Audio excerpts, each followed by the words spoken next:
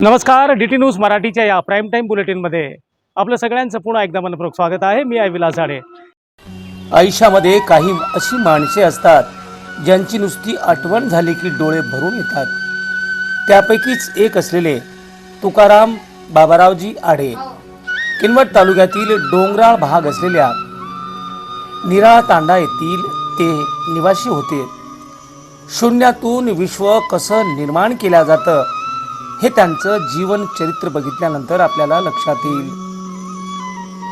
अत्यंत हालाकीच्या परिस्थितीमध्ये त्यांनी आपलं शिक्षण पूर्ण केलं आणि ते आरोग्य विभागामध्ये विस्तार अधिकारी म्हणून कार्यरत होते आणि अचानक काळाने घाला घातला।